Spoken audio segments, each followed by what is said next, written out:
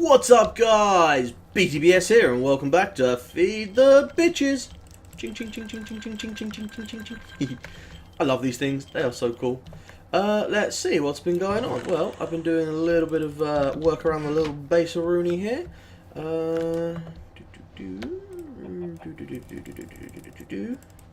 I love fabricators. Like, more than I did before, I love fabricators. What silver's in my sorting system? I have no idea which silver is in my sorting system.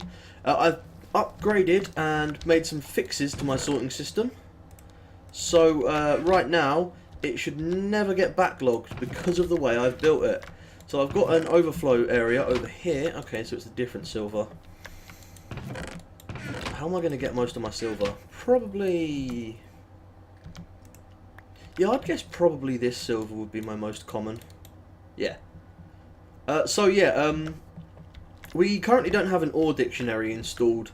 And if you don't know what an ore dictionary is, it takes the multiple types of things like various coppers. If I go in here and copper. So you see there is copper ingot there, and there's copper there, and there's copper ingot there, and there's copper ingot there. So that's 4 types of coppers, all from different mods. So yeah, an ore dictionary would basically say, hey, game, if you make copper out of nuggets, you get X type of copper. If you cook it, whether it be vanilla cooking, IC2 cooking, or like thermal expansion cooking, or even factorization cooking, you're going to get the same type of copper. So what it does is it basically stops you having 5 different types of everything. It's extremely useful, but putting one together isn't easy to do. I'm going to be actually making one for the server once we have our reboot, whenever that's going to be. I'm sure you guys have heard the news. No one's really sure what's going on, but it looks like red power may be being removed, which would not be good, because red power is an awesome mod. But yeah, there's a chance it's going to be removed. What am I looking for? I have not got a clue what I'm looking for. Oh yeah, I want to show you my system. So, let me just take this upgrade off. By the way, if you remove an upgrade from a router, it just jumps into your inventory here. And I want to show you exactly what happens with it. See, it's already started doing this. So, take that out. Is it going to pull the rest of the stuff? It started pulling the items from there because it's retarded. So let me take the tin. So, what was happening was my sorting system was getting backed up, and if something I didn't have in my sorting system went in there, like silver, it would not recognise these chests. Because, oh shit, what did I take out of there? Probably basalt. Yeah, got to be basalt. Because that chest is not the closest place for it to put it. So, what it would do is this extracts the item and then shits it into this router. This router would then be like, where's the closest place this can go? And if it doesn't have the silver in a barrel, it will recognize this ender chest as being connected to the network, and it would put it in there. So for some reason it wasn't recognizing these chests. They are connected via a barrel of stone swords there, and I'm using stone swords as spacers. So wherever I've got space but haven't put anything in yet, I've got stone swords. See? Stone swords everywhere. So I'm guessing this router was just saying, hey, the closest place I can put this would be in this chest. So then it would just keep cycling back through. So what I went ahead and did was made myself a machine filter. And if I just show you the recipe for this, you need a logic matrix identifier, which means a logic matrix. So I had to build myself a crystallizer and a method of heating it. Now a crystallizer is a factorization item, and if you just look at the recipes here, you see basically you can do some nice stuff. You make slime balls with it, which is nice in vanilla, but it's mainly used for the ore processing. So you put items around the outside, like the iron chunks or whatever, and you put the acid in, and it's basically factorization's version of ore processing, which can get you up the most out of anything, which I believe is 3 times your amount of ore. So yeah, but I had to use the crystallizer here to make my logic matrix, and if you don't know about crystallizers, I'll give you a quick little tutorial. I believe I have an item sitting in a chest just around here somewhere. There it is. The charge meter. The charge meter is factorization item. It's their version of a EU reader. So if you click on this, it tells you how much charge is in it, how many conductors are on the network, which right now is just 1, 2, 3, 4. And these still draining? No, they're not. Cool. But basically, the crystallizer takes about half an hour or so to run one item through. So it's not good if you want stuff quickly, but it's good if you want more of it over a long term. So let's start with this. This right here is a furnace heater, I believe. Furnace heater. Yeah, there we go. So you need lead ingots around clay, and then you use the lead ingots around clay, which gives you insulated coils to make this. And you have to power this by sticking a battery or some other power source next to it. And you see this one's used some of its storage, so it's used 10% and 9. So it used about 12% of a full battery box to make the thing I needed for this, the logic matrix, this guy. So these batteries, very simple to make. Batteries, they are just lead, iron and sulfuric acid. So it's quite a lot like a normal battery if you consider the iron to be the outside, but you wouldn't use iron really. But yeah, and it comes with a full charge. You plonk it down, it heats up this furnace heater, which then heats up the crystallizer. And it can also be used with vanilla furnaces. I've got a bunch of them in a chest around here somewhere. Let me just see if I can demonstrate this. So take some cobblestone here, and if it works the way I believe it works, is you put down the vanilla furnace and put something into cook, and there you go. It doesn't take fuel source, it uses the furnace heater to power the furnace. Pretty decent speed as well. And this will just obviously take the power from the batteries. So, as you know, if you've got a factorization energy system set up, then it's pretty cool. But I am not using factorization. I only used it for this because you have to. Oh, fucking hell, I thought that wasn't going to pick up then. So I'm just going to break these things down, move them out of the way, and probably never touch them again, unless I need to build more upgrades for my sorting system. So let's put them in this, because this is where I'm dumping random shit right now. So yes, what I did was I made my shelf, I made myself a bracket to hold it. I made a machine filter, and you just shift right click to install it on this, and then you click this to visit, and it says what you can do. So if I click visit near, it will only recognise the near things, and if I change all items on networks, so you can choose what you want it to recognise. What, there's a workbench? Wait, there's a workbench touching this somewhere? Where? No, it must just be a new feature. Huh. But basically, this recognises everything that's connected to your network, and you can tell it what to visit. So if I tell this to only visit the ender chest, something that isn't in my sorting system, like my prototype omni wrench, a bag, and a bunch of random shit, will go in here, then get crapped up into here, and then this still has a small random chance of putting it in there, but nowhere near as much. But if there's no barrel, it will appear right over here. So that is how you get around the problem of these things being a little bit stupid.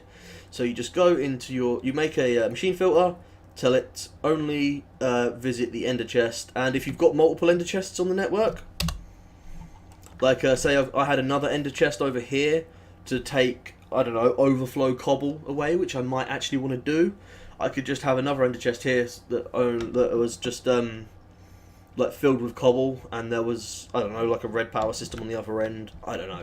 I'm not doing that, it's just an example. But if you had another ender chest, all you'd have to do is just say visit near, and then it will only visit the nearest one, or any of them that count as near. I'm not sure what the block range for near is, but yeah, it only visits the near ones. So for now, we can cover this up, because it's built.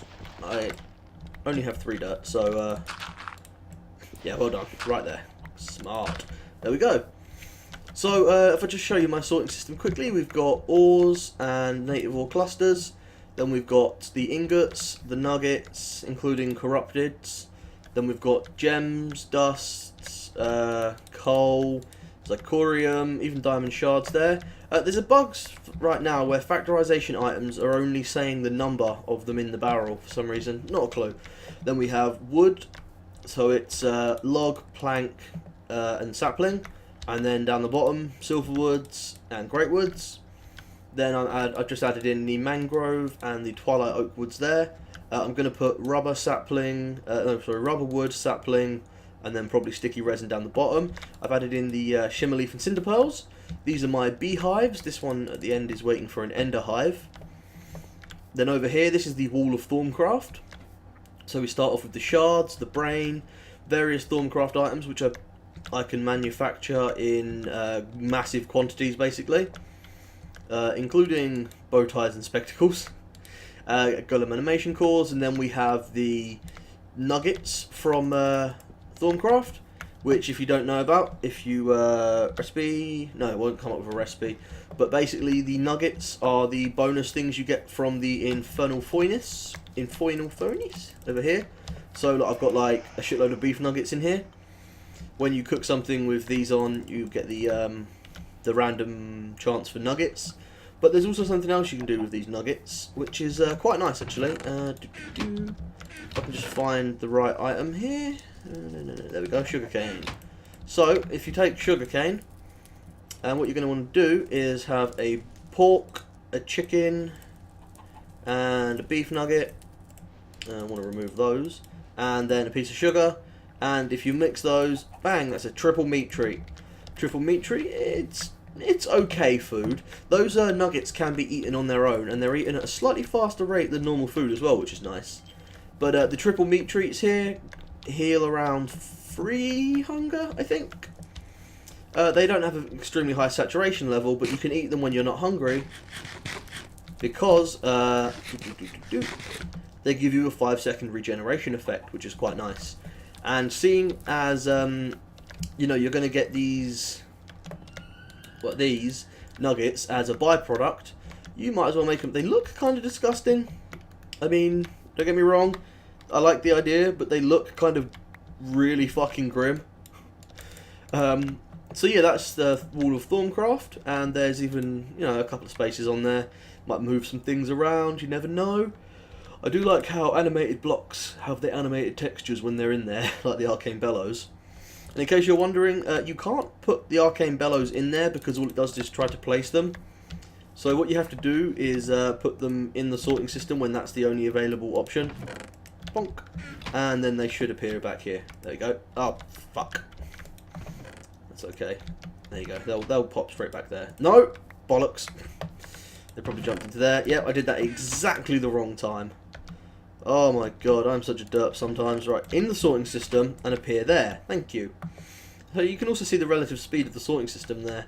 So on we move to the Wall of Twilight. So we have Naga Stone and then all the different maze stones. And then we have these fire jets, smoking blocks, and I've only found one of these. And it's really cool actually, because no matter where you place it down, it emits fire. So I'm not sure if that actually turned back. Oh, it did turn back. Bollocks. Okay. So I've broken something there, clearly. Give me a stone sword. Stone sword. Let me just plug that then. Yeah, I harvested that block during the middle of its fire cycle, and it appears that it came out as a flaming fire block, which could be cool. I could use it to grief people, have a bit of fun with it. But I'm not an idiot, so I won't. And then we move on to the Wall of Edibles. So we've got apple, shitty golden apple, OP golden apple, chicken, beef, pork, you know how it goes. I just put potatoes and carrots on there. You know, golden carrots are actually one of the best food sources, because they give the highest saturation out of any food. So the best way to do it is almost fill up your hunger bar and then munch a golden carrot for the saturation. And then of course we have bread and maze wafers, because I can get a load of them. And then we have the mob drops, so, you know, all the normal mob drops. I might be missing a couple, but this sorting system is relatively new, and it's still subject to complete change. And then we move on to good items, rare items, so Charm of Keepings here, Charm of Life, Maze Map Focus, Fire, mob spawners. I just put the chiseled stone brick there. We've got glass, quartz crystals. That's another placeholder because the arrow's there. Dark iron, which is very nice to have a lot of. And then we have like building materials.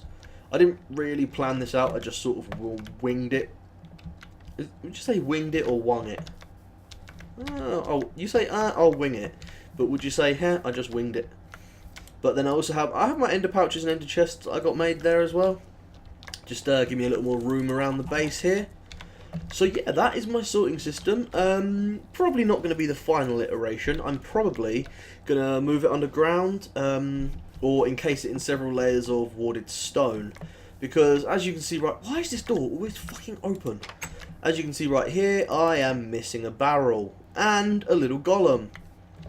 The random bolts of Thorncraft lightning that can be spawned from the flux in the air.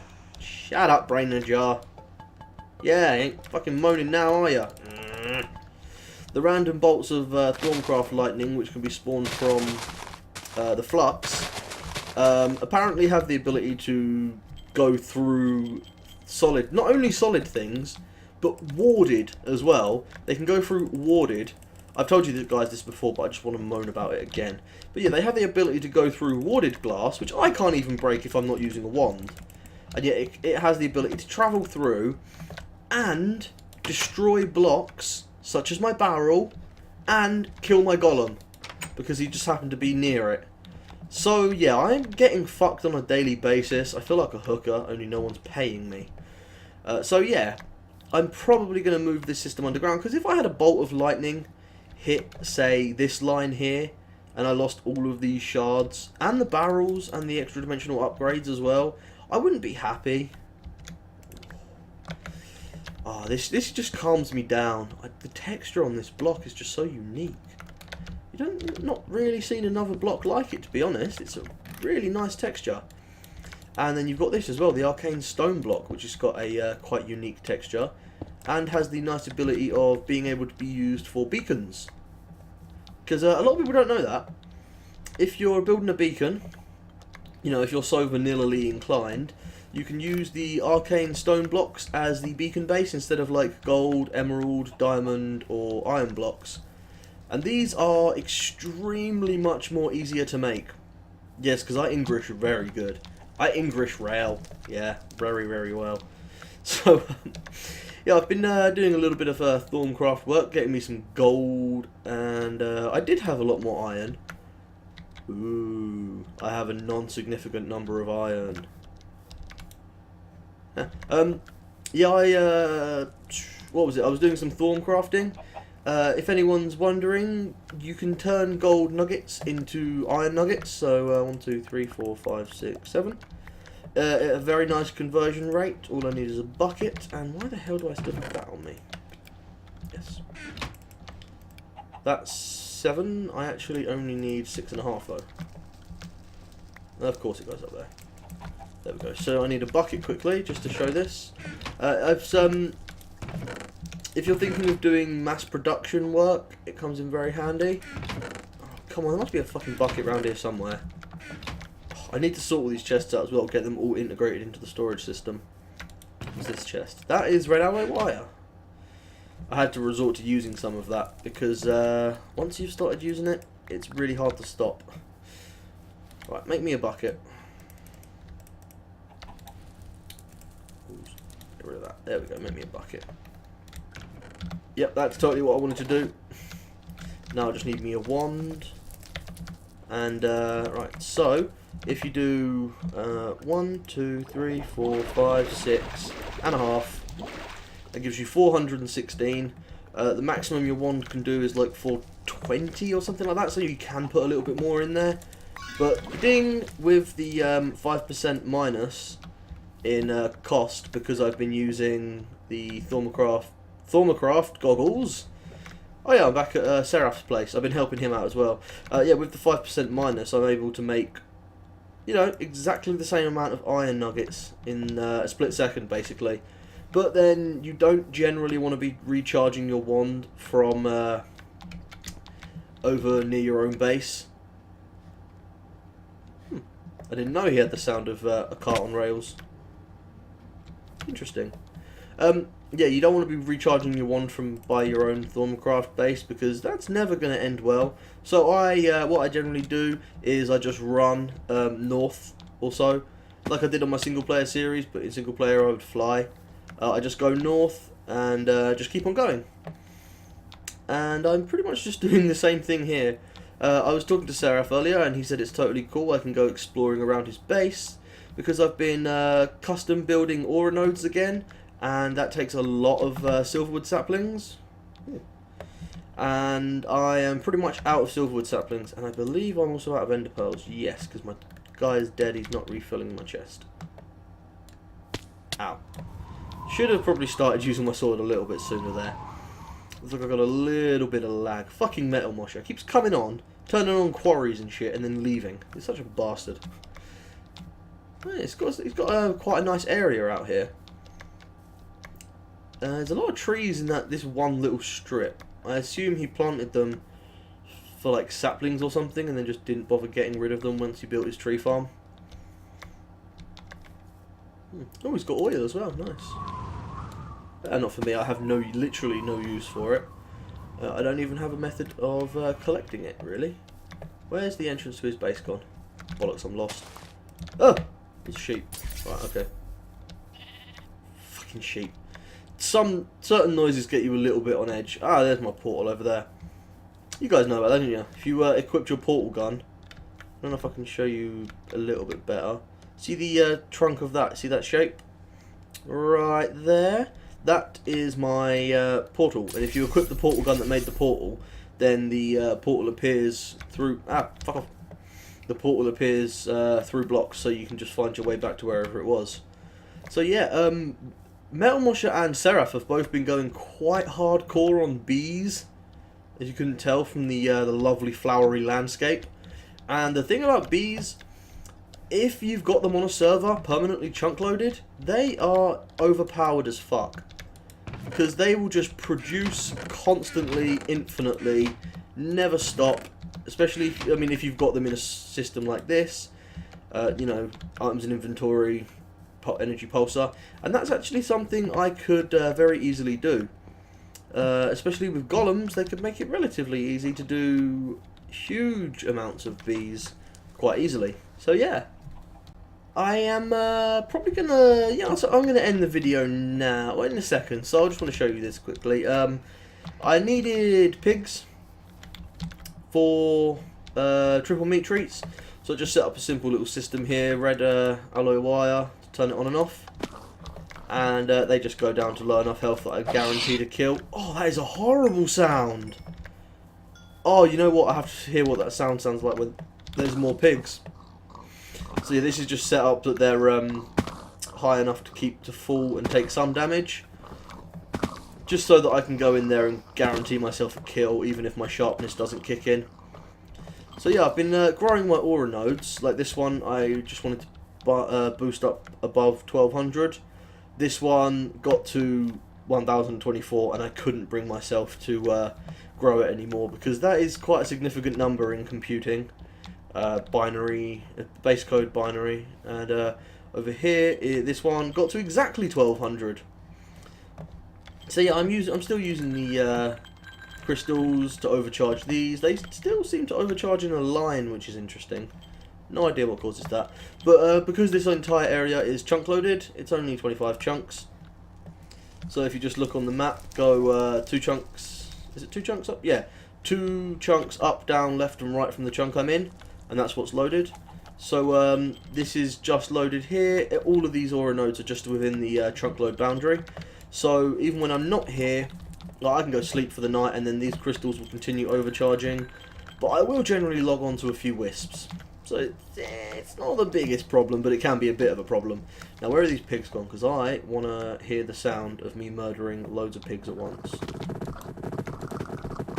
Okay, well that's the sound of too many pigs in one area.